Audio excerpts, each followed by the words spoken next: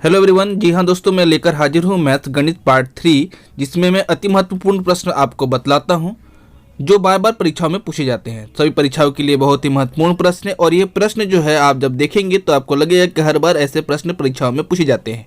तो आइए देर देर किए हुए इस वीडियो को स्टार्ट करते हैं।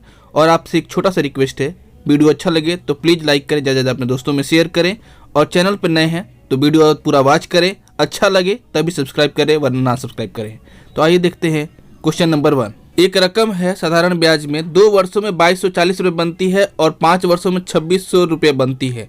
2 वर्षों में कितनी बन रही है? 2240 रुपये बन रही है और 5 वर्षों में 2600 रुपये हो रहे हैं, यानी कि वृद्धि हो रही है।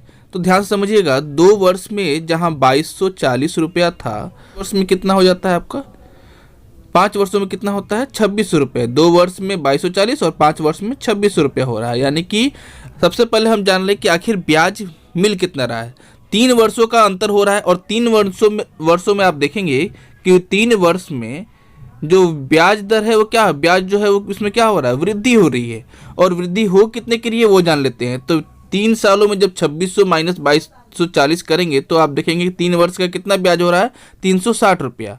तो 1 साल का कितना हो जाएगा? 360/3 कर देंगे तो यानी कि मालूम चल जाएगा हमें कि 1 साल का कितना होगा। तो 1 साल का हो जाएगा आपका 120 रुपया। अब यहाँ समझिएगा, 1 साल का ब्याज हमें मालूम चल गया कि 120 रुपया हुआ है। और पूछ कितना रहा है आपसे? तो रकम बताइए कि आखिर वो रकम जो है वो रकम कितना है। 2 वर्ष का 2240, 2 वर्ष में 2240 था आपका, तो 2240 ये हो गया और साथ ही साथ 2 वर्ष का ब्याज कितना है? 240 रुपया।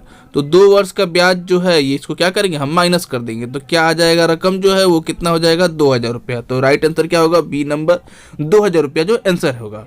एक बार समझ में नहीं आया होगा मुझे पता है, फिर से एक बार मैं समझाता हूँ क्वेश्चन को, फिर से एक बार समझते हैं क्वेश्चन को।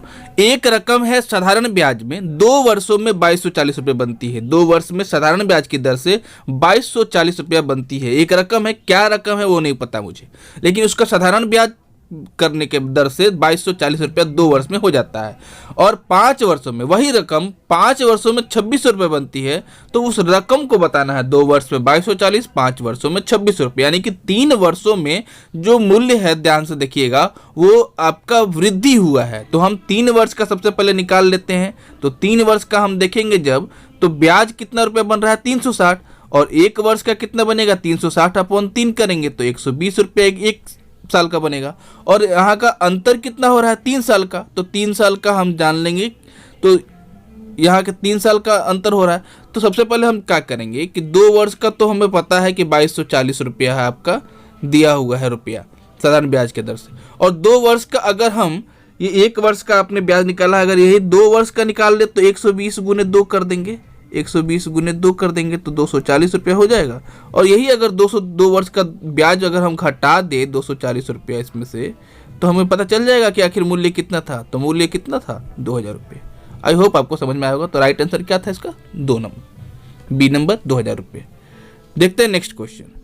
नेक्स्ट क्वेश्चन है जल और दूध के एक मिश्रण का। वेरी वेरी इंपॉर्टेंट क्वेश्चन है, ऐसे क्वेश्चन बार बार पूछे जाएंगे, देखिएगा आप ध्यान से। जल और दूध के एक मिश्रण में, जल और दूध हो सकता है, दूध और जल हो सकता है, अल्कोहल हो सकता है, कुछ भी हो सकता है, ऐसे मात्रा में मिश्रण बनाएगा। आयतन 30-40 लीटर है, इसमें 10% जल है। इस मिश्रण में और कितना पानी मिलाया जाए जिससे कि नए मिश्रण में जल जो है 20% हो जाए।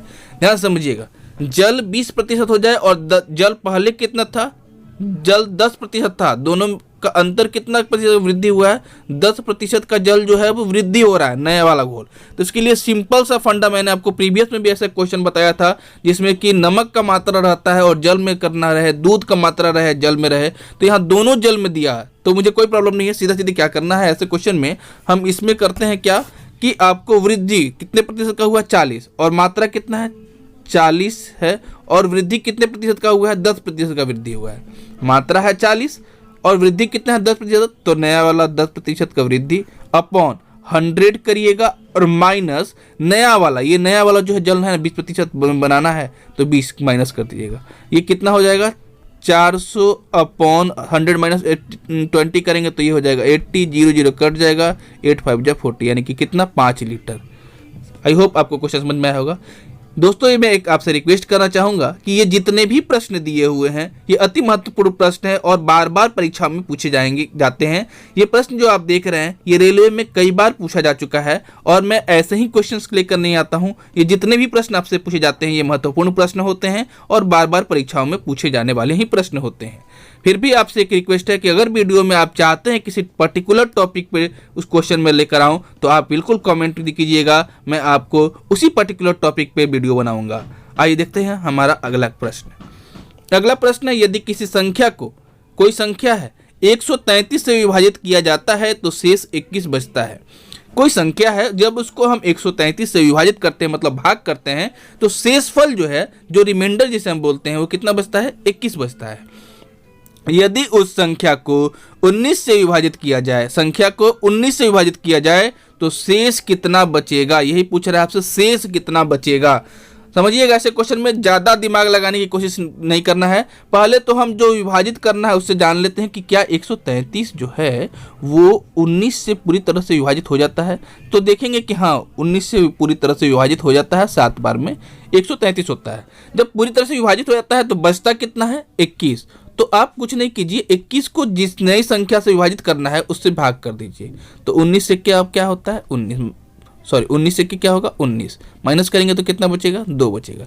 हो गया आपका आंसर। देखिए 2 शेषफल बचा, तो राइट आंसर क्या होगा? Option number B. फिर से एक बार समझ लीजिए, पहले आप 133 को भाग करके देख लीजिएगा जिससे विभाजित करना है। पूर्णतः अगर भाग हो रहा है 7 बार में, पूर्णतः भाग हो गया। अब आपको कुछ नहीं करना है, जो बचा हुआ राशि था शेषफल वहां का, और जिससे विभाजित करना है उससे विभाजित कर दीजिए। जो शेषफल बचेगा वही आपका आंसर हो जाएगा। यहाँ 19 से जब हमने 21 को भाग किया तो एक बार में कटा और शेषफल बचा 2, तो यही आपका शेषफल जो है राइट आंसर हो जाएगा। यही शेषफल यानी कि यही रिमाइंडर आपका करेक्ट आंसर होगा, ऑप्शन नंबर बी।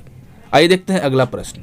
किसी 2 अंकों की संख्या, एक संख्या के अंकों को परस्पर बदलने से प्राप्त संख्या का योग 110 है।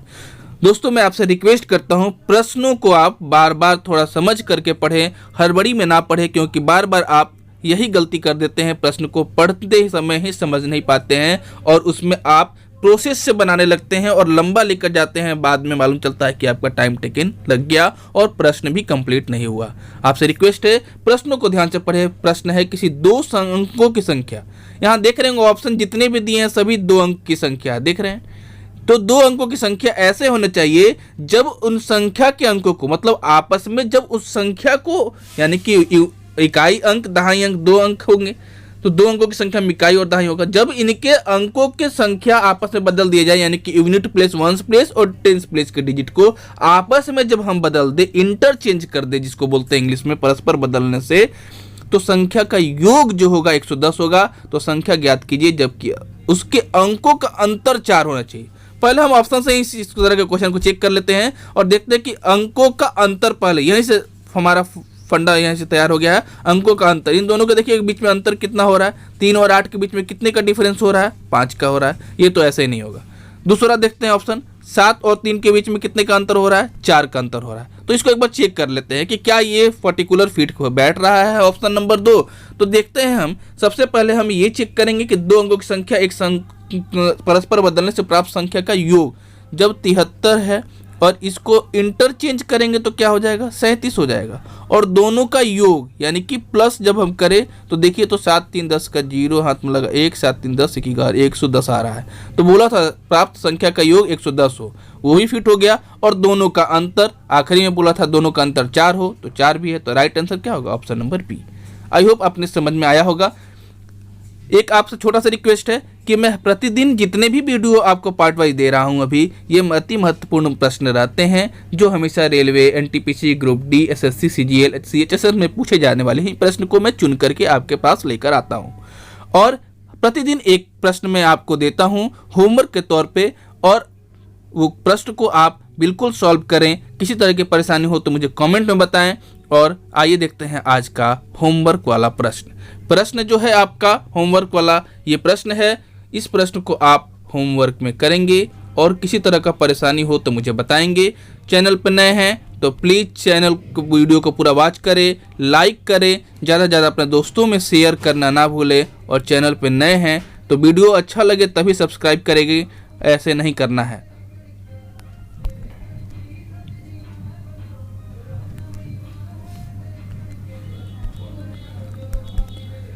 प्रश्न है, यदि 20 महिलाएं 100 मीटर लंबी सड़क 10 दिन में बना सकती है तो 10 महिलाएं 50 मीटर लंबी सड़क कितने दिनों में बनाएगी। प्रश्न है, 20 महिलाएं 10 मीटर लंबी सड़क है 10 दिन में बना सकती है तो 10 महिलाएं 50 मीटर लंबी सड़क कितने दिन में बनाएगी। ये वीडियो आप रोक करके देख लें, इसमें प्रश्न आपको समझ में आएगा। ऑप्शन दिए हुए हैं, अगर कहीं पे आपको प्रॉब्लम होता है तो डिस्क्रिप्शन में लिंक दिया हुआ है, वहाँ से आप फॉलो करके इस क्वेश्चन का आंसर देख सकते हैं। तो मिलते हैं नेक्स्ट इंपॉर्टेंट क्वेश्चन के साथ और नए वीडियो में। प्रतिदिन मैं रात को 8 बजे देखना न भूलें मेरे प्रति महत्वपूर्ण प्रश्न और सुबह 10 बजे GS GK के क्वेश्चन लेकर आता हूं। तो दोनों समय में आप बिल्कुल वीडियो को वॉच कीजिए, ज़्यादा से ज़्यादा अपना वीडियो को अपने दोस्तों में शेयर करिए ताकि मैं ऐसे ही आपके प्यार और आपके आशीर्वाद से आगे आपके पास ऐसे ही अति महत्वपूर्ण प्रश्न लेकर आता रहूं। धन्यवाद। Thank you.